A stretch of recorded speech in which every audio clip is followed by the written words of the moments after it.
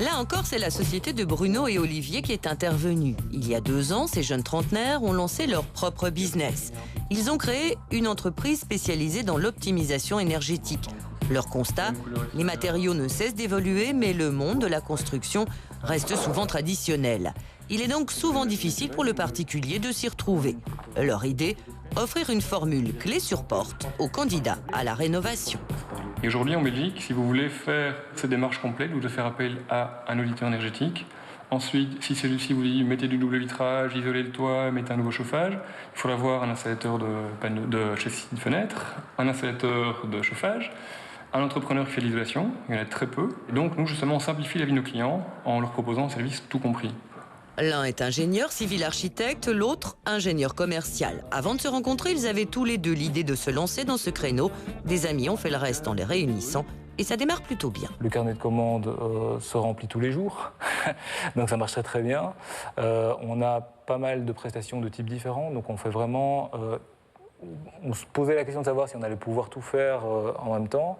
Et là, on fait vraiment, on a du chauffage, de la chaudière, du panneau solaire, de l'isolation, de la ventilation. Enfin, on fait tous les métiers qu'on avait décidés à l'origine.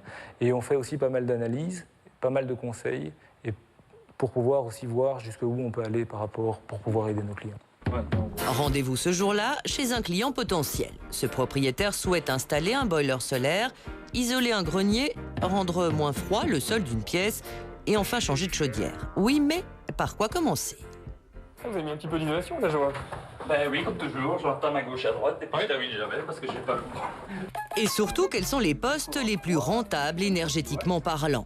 Pour déterminer les priorités, Olivier et Bruno vont faire le tour de la maison. Donc la chaudière a 27 ans. Comme moi. Hein. Elle est plus jeune que vous. Elle fonctionne encore certainement très bien. Mais aujourd'hui, en changeant la chaudière, vous verrez clairement une différence au niveau consommation. La cuisine, vous avez le froid qui vous tombe dessus avec la vitre du Velux et le simple vitrage en face de vous. Pour isoler les chambres du froid tombant du grenier, Il n'y a pas de sous-toiture, je vois. le propriétaire a bricolé, comme beaucoup, une isolation maison. Et là, on voit des jours entre la toiture, entre les tuiles.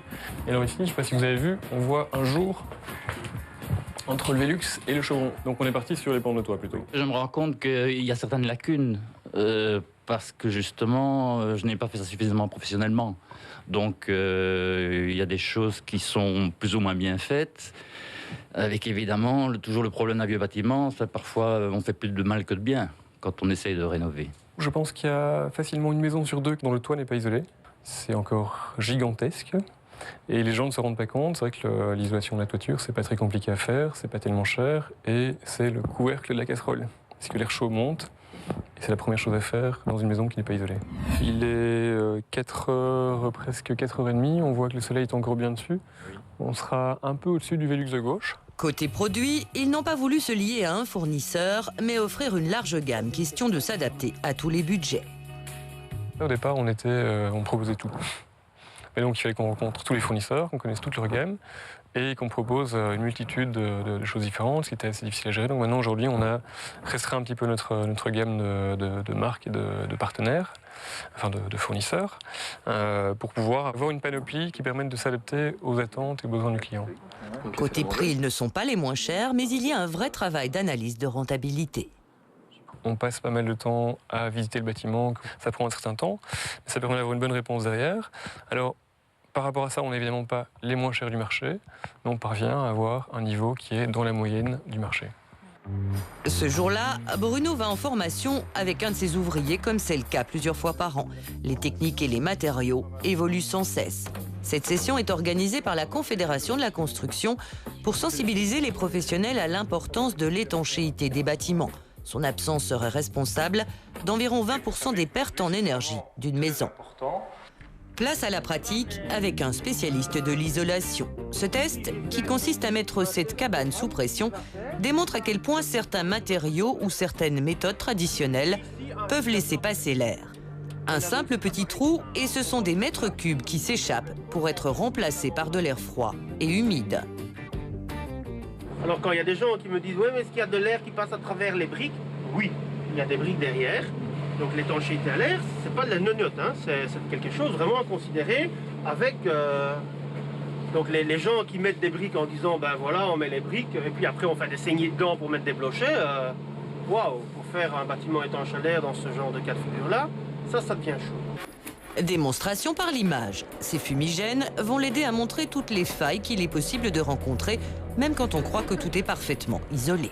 C'est maintenant avec la soufflerie qu'on se rend compte tout de suite à un trou, ce que ça peut apporter comme problème et comme entrée d'air dans un bâtiment. Donc ça sensibilise un peu plus.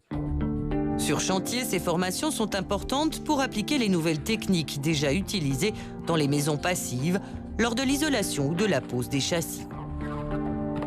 Donc c'est une bande qui laisse passer la vapeur d'eau, mais qui empêche l'air de circuler. Donc ça évite la condensation et ça évite justement le passage d'air. Les gens qui sont avertis le font. Dans les maisons passives, en général, c'est demandé par les architectes. Mais on voit encore de très nombreux cas où nous, on démonte, où on passe sur d'autres chantiers et on voit que les châssis ne sont pas forcément posés de cette manière-là, ce qui est quand même un défaut. Alors, changez d'abord les châssis, isolez la façade, les caves ou le grenier, remplacez la chaudière, améliorez la ventilation. On peut évidemment tout faire, mais c'est cher. C'est là que l'expertise de Bruno et Olivier permet d'opter pour les solutions les plus adaptées à la maison et au budget. Les optimisations énergétiques, on peut commencer à partir d'une vingtaine de milliers d'euros. Ça, c'est, à mon avis, une enveloppe qui semble minimum pour faire un travail un peu complet. Mais on est en général souvent dans des budgets aux alentours de 50-60 000 euros. Mais 40% de cette facture donne lieu à une réduction d'impôt qui peut aller jusqu'à une enveloppe de 11 000 euros en 4 ans. Cerise sur le gâteau, à cela s'ajoutent les primes. Il y a des prestations qui sont à des budgets très très raisonnables. Vous isolez votre toiture en toit plat, mais là vous avez parfois des budgets totaux où vous arrivez à 10-15% net de la facture totale. Parfait. Et il est bien appliqué, donc ça veut dire que la vapeur ne passera pas et l'isolant sera bien protégé. Exemple à Bruxelles, selon les revenus, la prime est de 25 à 35 euros le mètre carré si l'isolant est entièrement naturel. Dans ce cas-ci, étant à Bruxelles, il y a une surprime pour les matériaux naturels. Donc dans ce cas-ci, on a choisi de la laine de bois qui est beaucoup plus épaisse puisqu'ici on est sur 16 cm plus ou moins.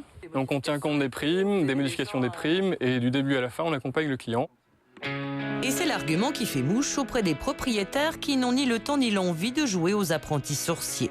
Dans cette maison, où le froid et l'humidité étaient un problème, le conseil a été de changer la chaudière, de mettre des panneaux solaires pour l'eau chaude, d'isoler le grenier et le plafond de la cave. Alors ceci, ça a quand même pas mal réglé les choses, hein.